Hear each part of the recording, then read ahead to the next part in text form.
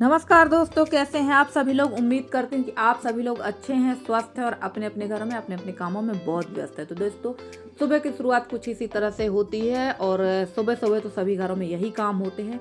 गांव देहातों की रूटीन थोड़ी अलग होती है और शहर की रूटीन थोड़ी सी अलग होती है। हमारे यहाँ सबसे पहले झाड़ू का काम होता है, तो सबसे पहले क्लीनिंग का काम करेंगे, उसके बाद करेंगे बाकी के काम। जैसे कि मैंने पिछले ब्लॉग में कहा था कि मुझे करना है पूरे घर की लिपाई, तो आज तो सबसे पहले पूरे घर की लिपाई पुताई का काम ही करना है। और यहाँ पर मैंने कर ली थी पूरी सफाई। और ये देखिए, ये एक दिन पहले का कचड़ा है जो बाल्टी में रखा हुआ ना, ये एक दिन पहले का कचड़ा है शाम का। अब आप कहेंगे कचड़े को बड़ा व्यवस्थित रखें, तो हमारे यहाँ शाम टाइम कचड़ा फेंका नहीं जाता है। यहाँ तक कि अगर आप अपने कमरे में झाड़ू लगाएं तो उस कचड़े को बाहर आंगन में भी नहीं रखते हैं, क्योंकि हमारे यहाँ शाम टाइम कचड़ा फेंकना वर्जित है। हम लोग सुबह ही कचड़ा फेंकते हैं, कहते हैं कि शाम को कचड़ा फेंकने से दोष पड़ता है, तो बस वही बात हम लोग भी मानते हैं। और चलिए, ये सारा कचड़ा उठा के फेंक देंगे। इसके बाद में यहाँ करेंगे लिपाई। तो कचड़ा रख देते हैं अभी साइड में और करते हैं पहले लिपाई, क्योंकि यहाँ भी बहुत ज़्यादा धूल उड़ रही हो। धूल तो अब उड़ेगी ही, क्योंकि गर्मी के दिन आने वाले हैं और दिन तो गर्मी के आने वाले हैं और फाल्गुन का महीना भी लग गया, पर हमारे यहाँ ठंड कम होने का नाम नहीं ले रही है। ठंड भी अपने चरम पर है, बहुत ज़्यादा ठंड है। और लगभग इस बार तो हमारे यहाँ अक्टूबर के महीने से ही ठंड पड़ने लगी थी और ये फरवरी का महीना चल रहा है। पता नहीं ठंड कब तक कम होगी।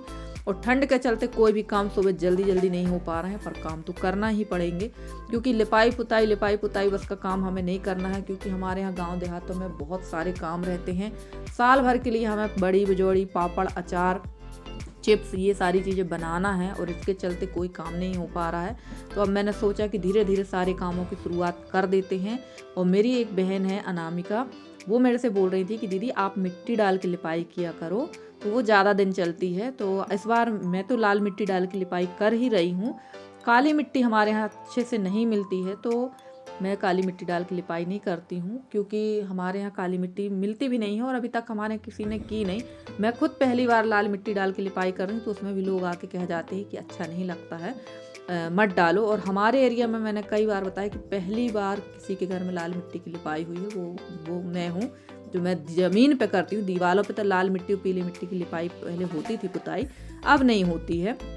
तो चलिए, यहाँ पर लीपना बहुत कठिन काम है, क्योंकि यहाँ के जो ऊबड़ खाबड़ पत्थर है नहीं बहुत ज़्यादा लगते हैं, पर धूल भी बहुत उड़ती है, इसलिए मैं वहाँ की लिपाई कर देती हूँ। और उसके बाद आ गई थी मैं यहाँ बिही की छाल निकालने के लिए। अब आप कहेंगे छाल का क्या करेंगे, तो छाल मैं इसलिए निकाल रही थी कि मेरे मसूड़ों में सूजन है। तो इसकी छाल को जब उबाल कर इसके पानी का कुल्ला करूँ ना, तो मसूड़ों की सूजन 1 से 2 बार में ख़त्म हो जाती है।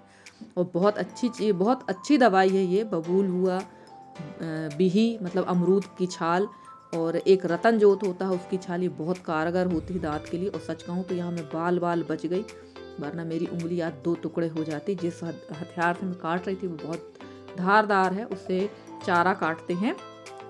और देखिए, नहा धोकर सब काम निपटा के मैं आ गई थी धूप में, और धूप काफ़ी अच्छी थी, हल्की हल्की। और यहाँ निकाल लेते हैं ये आंवला जो पानी में डाल रखे थे, चूना के पानी में।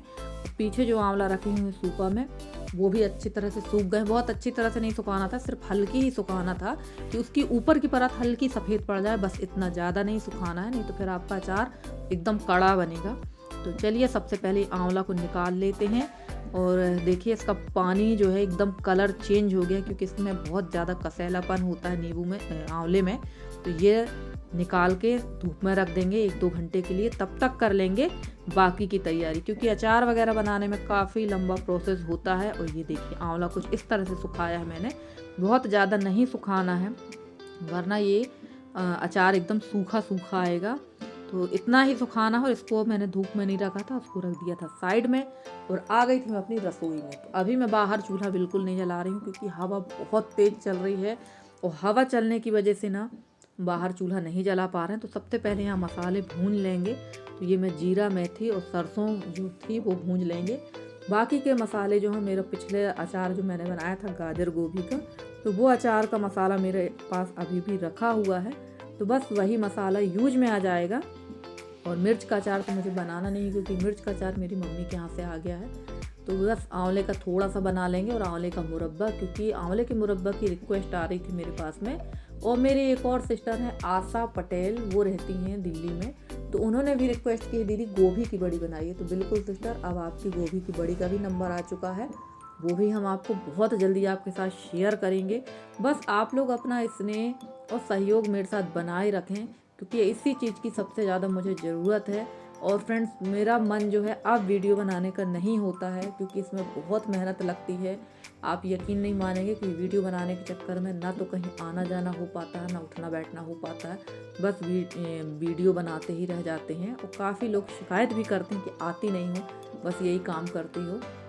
पर जब व्यूज़ नहीं आते ना, तो बहुत मन गिर जाता है, लगता है कि अब बस बंद कर दें, इससे अच्छा तो हम अपना काम करें। क्योंकि कहना सरल है कि बस यूट्यूब में वीडियो बना के डालना है, ऐसा नहीं है। यूट्यूब में वीडियो डालो, एडिट करो, समय निकाल के सबकी बातें सुनो, और घर के इतने सारे काम, कभी कभी लगता है कि कुछ आराम कर लें, पर आराम नाम की चीज़ मिलती नहीं है।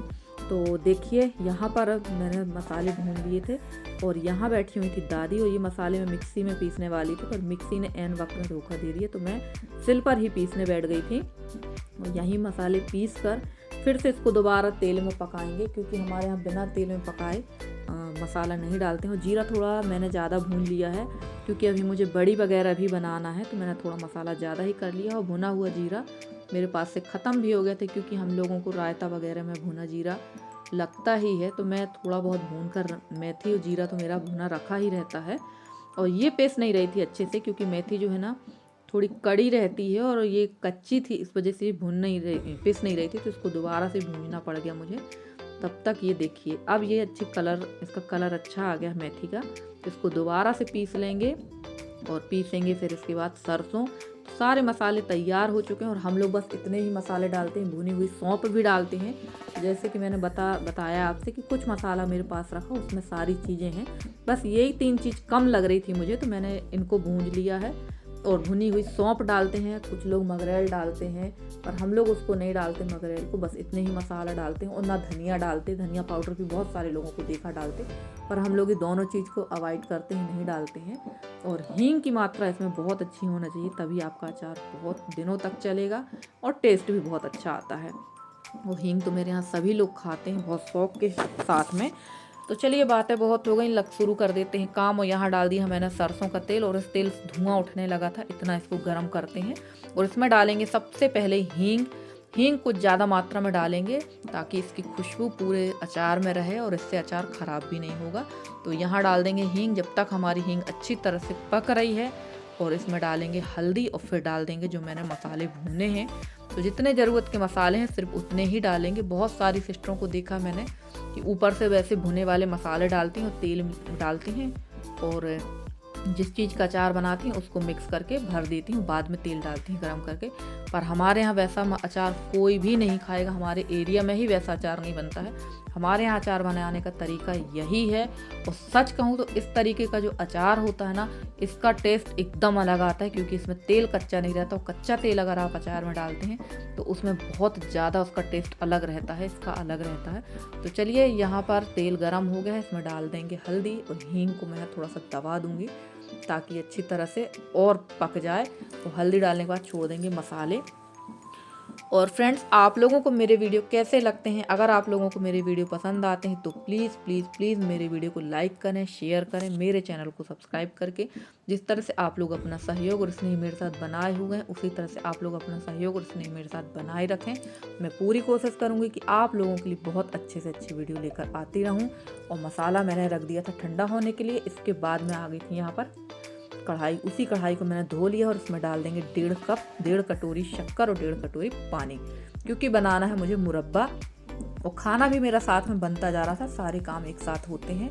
और कभी कभी जब सारे काम एक साथ करो ना, थोड़ा सा हड़बड़ा जाती हूँ मैं, क्योंकि एक काम एक बार में करो तो ज़्यादा परफेक्ट होता। पर सुबह सुबह का टाइम था और चूल्हा जल ही रहा था, तो मैं यहाँ पर बैठ गई थी इसको बनाने के लिए। और बाहर हवा चलने की वजह से वहाँ का चूल्हा नहीं जला है। तो देखिए, यहाँ मैं देख रही थी, चेक कर रही थी कि इसमें पानी तो नहीं है, तो पानी बिल्कुल नहीं था। अब इसको पकने देते हैं बढ़िया धीमी आंच में।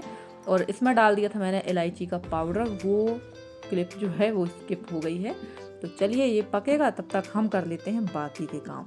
और फ्रेंड्स, आप लोगों से मैं एक ही बात कहना चाहूँगी कि प्लीज़ वीडियो को पूरा देखा करें, और आप लोग अच्छी तरह से मेरा सपोर्ट करिए, क्योंकि जब व्यूज़ कम आते हैं ना, तो मन नहीं होता वीडियो बनाने का, क्योंकि वीडियो बनाने में बहुत ज़्यादा मेहनत लगती है। और इतनी मेहनत करने के बाद जब व्यूअर्स नहीं आते ना तो बिल्कुल अच्छा नहीं लगता है। ये सेकंड टाइम था, मैंने इसको देख लिया खोल के और देखिए तब तक ये बहुत अच्छा पक गया था। और थैंक यू सीमा जी कि आपने मुझे बार बार कहा मुरब्बा बनाना, बताओ मुरब्बा। तो सच में मुरब्बा बहुत अच्छा बना था, क्योंकि इसके पहले 2 बार मेरे हाथ से मुरब्बा बिगड़ चुका है। मैं झूठ नहीं बोलती हूँ, कोई भी चीज़ जो चीज़ बिगड़ जाती है तो मैं उसके लिए ये नहीं कहती हूँ कि नहीं मैं परफेक्ट बना लेती हूँ। तो वो बिगड़ गई थी। और देखिए यहाँ मैं आ गई थी, मुरब्बा भी ठंडा हो चुका था और ये मसाला भी। तो अब बना लेते हैं आंवले का अचार। तो यहाँ मैंने बर्नी में थोड़ा सा तेल डाला था, बिल्कुल थोड़ा सा, ताकि चिपके ना, और इसमें डाल दिया मसाला। और चलिए अब मिला लेते हैं आंवला को बहुत अच्छी तरह से और भर देंगे इस कांच के जार में।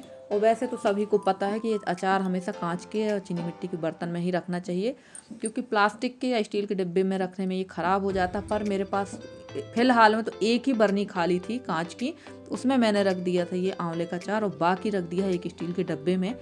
जब मेरे पास मैं दूसरी बर्नी बुलवा लूँगी तो तुरंत उस अचार को ट्रांसफ़र कर दूँगी कांच की बर्नी में। तो चलिए हमारा चटपटा अचार तैयार है और उम्मीद करती हूँ कि आज का वीडियो आप लोग को ज़रूर पसंद आया होगा।